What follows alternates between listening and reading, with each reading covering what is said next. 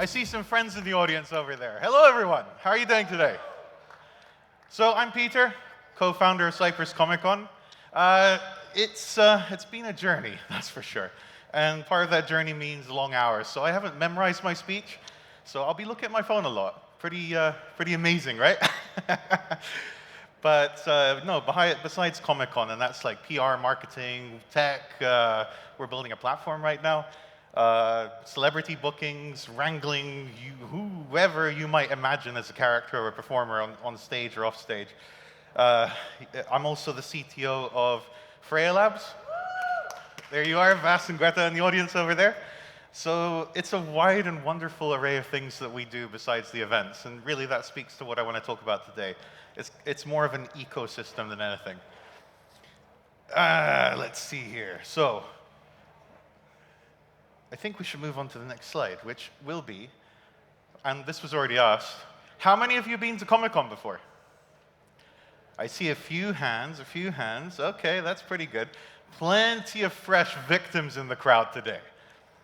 So, from the outside, ComiCon looks like costumes, comics, gaming, food, music, wrestling, chaos, and, well, some costumes that might provoke a little bit of concern from the security team on site.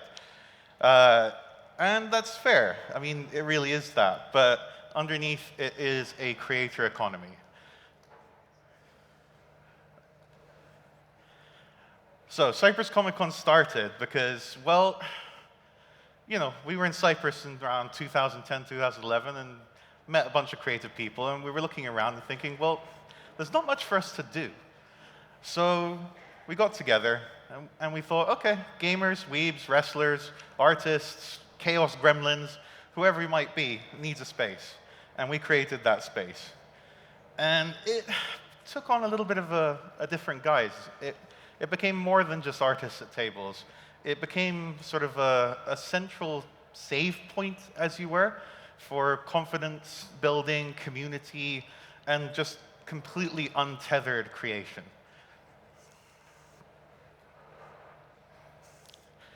Which is where we talk about creators.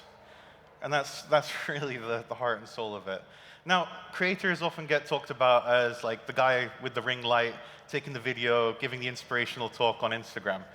But at ComiCon, we're really talking about people who have no followers, all the way to people who are right up there in the millions.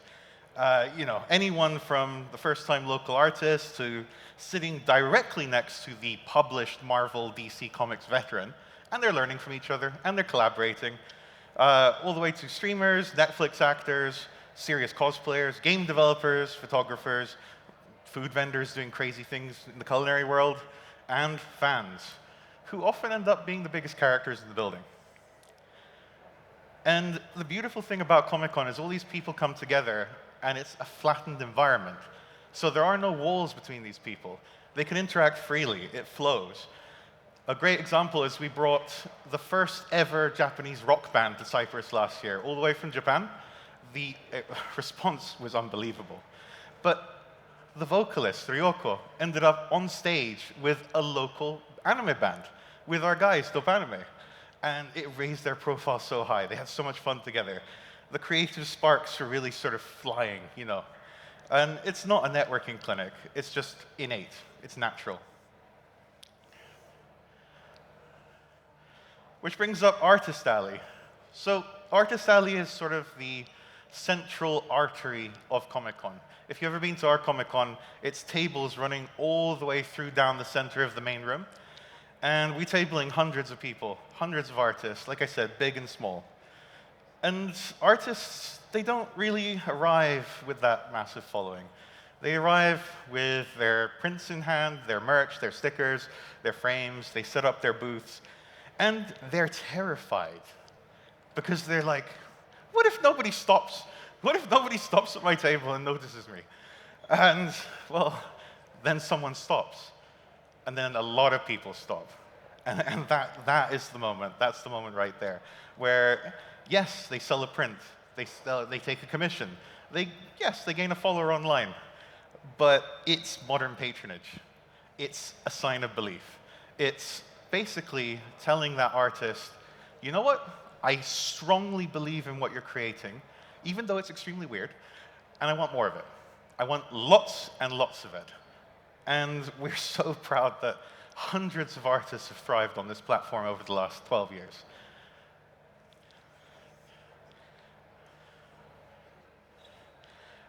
Next up is obviously other kinds of creators. That can be anybody, anybody. Wrestlers, streamers, YouTubers, influencers, actors. We turn their reach into a relationship. These are people who are already, let's say, often more established online. And they come to the event, they meet their fans face to face, literally reach out and touch, sort of thing. No security, no barriers, no borders. And crazy things happen. So, for example, we get a Netflix actor from the One Piece TV show. Has anyone watched the One Piece Netflix show? Yeah. There you go. So, cheeky preview, you might want to watch our special guest announcements on that front. Little hint. But last year we had Chef Zeph from the Netflix TV show, and he ended up doing, you know the Gordon Ramsay meme, idiot sandwich? Yeah? You guys know that meme? Yeah? All right, so you get the One Piece Netflix actor walking up to his trainee, Sanji, from One Piece, who is being portrayed by Leon Chiro, one of the world's most famous cosplayers, right? And they do the idiot sandwich moment at ComiCon. And it just goes viral, it goes crazy, it's massive. And everyone's getting in on the fun. And that really goes from sort of top to bottom, established all the way down.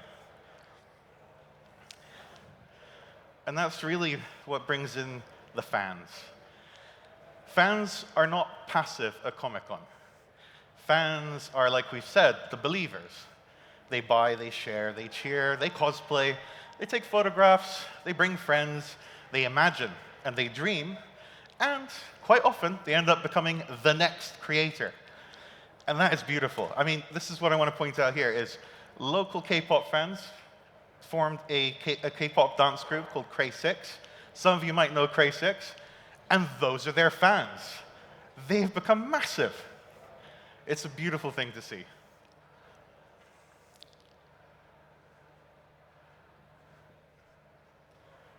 So next up, I would be absolutely remiss to say that we are very thankful for Destream having us here today. Thank you, Destream. Destream have been supporting us for the last few years. These guys are open-minded. They're in the spirit and the heart of ComiCon. And it's the thing that payments is not just a cold thing for artists and small creators. Payments is lifeblood. Payments is sustainability. It's the ability to keep on doing what you love and care about. And you need it to flow. You really need it to flow. You don't want to be filling in endless KYC forms and submissions of documents and identity and everything like this. You just want a smooth way to get that 10-euro print sold. And then maybe 100 more after that. But ComiCon is often not just about the sale.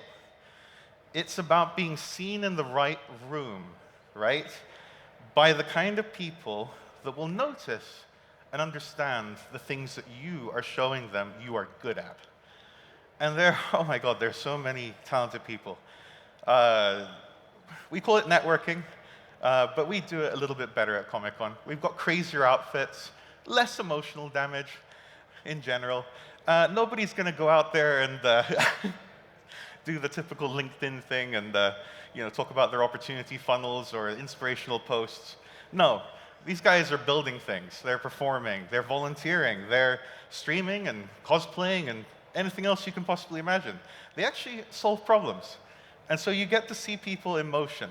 It's not a CV or a pitch deck. It's just talent, raw talent. And we've seen companies at ComiCon over the years recruit developers, hire designers, find full-time creatives, and even headhunt a chief technology officer. So imagine that. You go to ComiCon, you come out as a CTO. You wouldn't, it's a bit of a side quest right there. And here's where the fun becomes a little bit measurable. So Cyprus is small, relatively, but not insignificant. And I think all of us fall into that trap sometimes. Cyprus is powerful. And Cyprus ComiCon brings together up to 40,000 people now. Our venue is not big enough. It's the biggest venue on the island. And we don't know how, well, we're working on some things. But yeah, we need more holes. And this is a pretty busy slide, so yeah, you can see a few of the things there, but if you want more information after the talk, just come say hi, and we'll have a chat. Importantly, the 5% of the crowd at ComiCon are now flying in from abroad, which amounts to roughly 2,000 to 3,000 people. These are people coming for cultural event tourism to Cyprus. It's incredible. And these people come back every year in bigger and bigger groups. They're coming from all over the world, as far away as Mexico. It's absolutely incredible to see. And the beautiful thing is it's organic. They're coming because of community. They're coming because they're creating new friendships. And, well, they just so happen to stick around for a few extra days to spend some time on the beach. In terms of the creators at ComiCon, 47% of them now are coming from overseas. So it's a strong 53% local cohort, but a massive 47% coming from everywhere else. And we've now partnered with several European conventions. So we're working with Malta, we're working with Greece, Germany, Portugal, the UK, and Bulgaria. And the combined attendance of all of our events under this umbrella is about 300,000. So together we can do some pretty big things.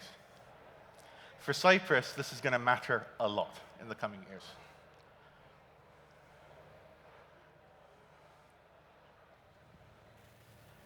Population penetration over here. You can see Cyprus currently outranking pretty much anyone else in the region for population penetration, despite our small population. And when you look at Vienna and Athens, well, given our last statistics of up to 40,000 people, we're beating out huge populations in terms of pure attendance now. That's a crazy thing for Cyprus. And there is a wider economic impact, obviously. The ticket's just the start. You come and you buy your ticket.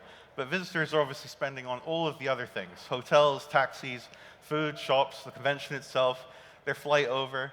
And conservatively, estimating roughly 50 euros a day spend, we're looking at about 4 million, 4 million injected into the ComiCon itself through the retailers, the creators, everyone that's there, and a further auxiliary 3 to 4 spent on sheer tourism. And that's just the start. And so I would very much encourage you to come and say hi after I'm off this stage. This is a dream for us. It's been a dream for me and my 4 best friends, co-founders. I see Helen over there. We never imagined they would get to this point. And this group of friends keeps on growing. We've got Barry down there, Pro Wrestling Cyprus. Many of you out there, we've had great conversations already. Let's have a chat. Let's really have a chat. Because the longer dream is Cyprus should be a place where people create from. It shouldn't be a place where people have the love, the energy, the dream, and then end up elsewhere. We've lost so many people in the last couple of decades to this brain drain effect. And this is glue. This keeps people here. And so let's connect fans, artists, businesses, sponsors, tourists, technologists, and anyone that's just decided, oh, this is a crazy idea. Let's bring it into motion. And really, those are the ideas I love best, the crazy ones. So let's have some chaos! Put your hands together for Peter Hvass. Thank you very much, Peter. So, are we going to ComiCon? No, but do I have a stage at ComiCon? We should have a conversation, shouldn't we? We should, yeah. Ladies and gentlemen, give it up for ComiCon co-founder, Peter Hvass. Thank you so much. Thank you. Save a stage for me. Okay. Please. By the way, who watched the Greek Eurovision? Ferto. He wore it better, I think. He had it 12 years ago. Ferto just did it like 12 months ago. So, Peter, well done there.